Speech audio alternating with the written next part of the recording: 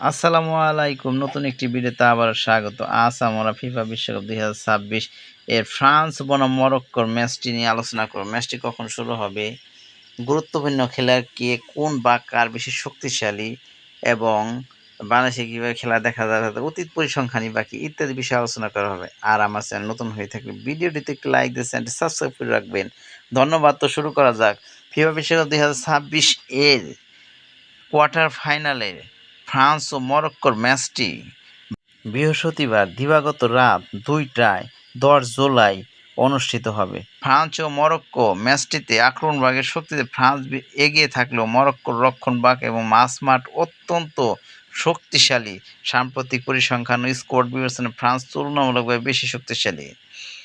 গুরুত্বপূর্ণ খেলোয়াড় France: Kylian Mbappe অধিনায়ক ও ফরোয়ার্ড, মাইক মাইক মাইকনান গোলরক্ষক এবং মাইকেল অলিসে তাদের মূল খেলোয়াড়।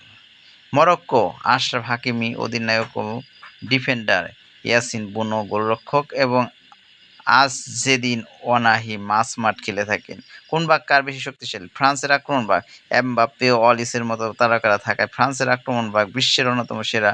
আক্রমণ ও গোল করার তারা বেশ এগিয়ে রয়েছে। মরক্কোর রক্ষণভাগ ও মাঝমাঠ। মরক্কো অত্যন্ত সুগঠিত দল।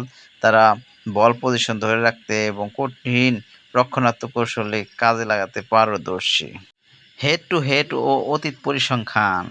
তাদের দুই দলের মধ্যে মোট ম্যাচ হয়েছে ৬টি। ফ্রান্স জয়লাভ করেছে ৪টিতে, মরক্কো জয়লাভ করেছে ১টিতে। একটি ম্যাচ ড্র হয়েছে।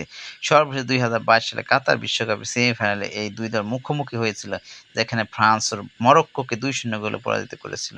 বাংলাদেশে খেলাটি যেভাবে দেখা যাবে, টিভি চ্যানেল বাংলাদেশ থেকে সরাসরি সম্প্রচার টি স্পোর্টস, সনি স্পোর্টস নেটওয়ার্কের পর্দায় চোখ রাখতে পারেন। এছাড়া সময় টিভি এবং গাজী টিভিতেও দেখতে পারে। Online app, official digital streaming app বা ওয়েবসাইটের মাধ্যমে খেলাটি দেখা যায়, যেমন ট্রফি অ্যাপ বা স্কুপ অ্যাপ। এছাড়া ইউটিউব এবং ফেসবুকে এসে লাইভ সার্চ দিয়েও খেলাটি সরাসরি দেখা যাবে। ধন্যবাদ সবাইকে।